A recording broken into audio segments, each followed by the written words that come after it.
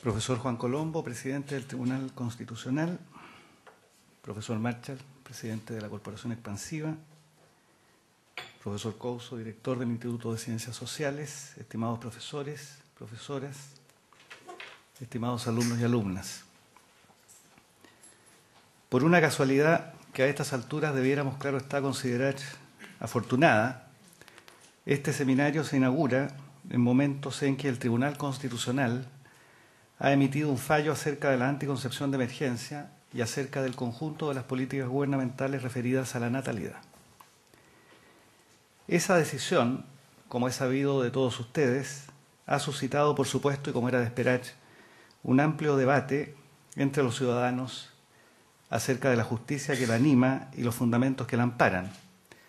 Pero, sobre todo, ha planteado el problema de dilucidar cuál es el sentido que le cabe a la justicia constitucional al interior de la democracia, que es justamente uno de los temas de este seminario. Una de las objeciones más populares que ha recibido la justicia constitucional es la que se conoce desde un trabajo de Alexander Bickel del año 1962 como la dificultad contramayoritaria. ¿Por qué, pregunta Bickel, hemos de conceder a un puñado de funcionarios no electos, los miembros del Tribunal Constitucional, el poder de bloquear las decisiones de la mayoría que se expresan en la voluntad del gobierno mediante la ley? ¿Por qué, si la mayoría decide algo, debemos permitir que un grupo de profesionales, los jueces del Tribunal Constitucional en nuestro caso, tengan la facultad de rechazar esa voluntad? ¿Acaso no hay algo inconsistente, se pregunta, en entregar el gobierno a la mayoría y al mismo tiempo dotar a un grupo de personas con la capacidad de controlar las decisiones de esa mayoría? ¿En qué quedamos, podríamos retóricamente preguntarse? ¿En el gobierno del pueblo por el pueblo o en el gobierno del pueblo controlado por un grupo de juristas? ¿Quién manda a quién? Pregunta un autor, ¿el pueblo al pueblo o los juristas al pueblo?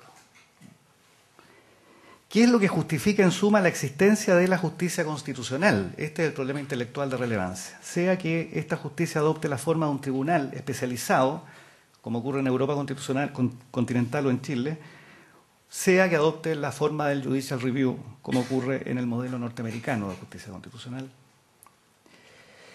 Por supuesto, las preguntas que acabo de formular son evidentemente retóricas y evidentemente exageradas, pero subyace en ellas, me parece a mí, una queja razonable y una pregunta que requiere ser respondida. ¿Cuál es la justificación para establecer sistemas de control de la voluntad popular a cargo de un puñado de juristas? Una de las respuestas más conocidas, como ustedes saben, enfrente de esa pregunta, es la teoría que un autor, Garzón Valdés, ha llamado el coto vedado de la democracia.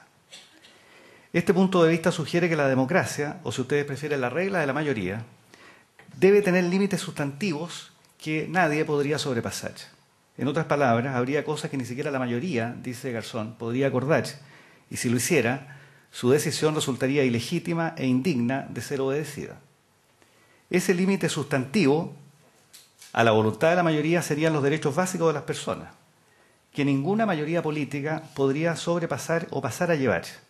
Por decirlo así, dice Garzón Valdés, en la democracia los números cuentan y por eso damos la razón a quien concita para sí la adhesión de la mayoría, pero los números, si bien cuentan, no deben tener, dice él, la última palabra, porque incluso la democracia tiene un coto vedado que ni siquiera la mayoría podría sobrepasar. La teoría del coto vedado, que acabo recién de recordar, y que, dicho sea de paso, aunque no con ese nombre, claro, suele esgrimirse en Chile en favor de los sistemas de justicia constitucional, no es, sin embargo, una teoría muy fuerte que sea capaz de resistir todas las objeciones. Desde luego, una teoría semejante, como la de Garzón Valdés, obliga a sostener que el fundamento de los derechos, que serían el coto vedado a la voluntad popular, es independiente de la propia democracia y radica entonces en algún punto de vista referido, por ejemplo, a la naturaleza humana o a la racionalidad, que sin embargo es difícil de defender en un mundo diverso y plural. Después de todo, si la democracia es el intento de hacer convivir pacíficamente a varios puntos de vista acerca de la naturaleza humana o la racionalidad, no es fácil comprender cómo puede ella ser limitada haciendo pie en uno solo de esos puntos de vista en competencia.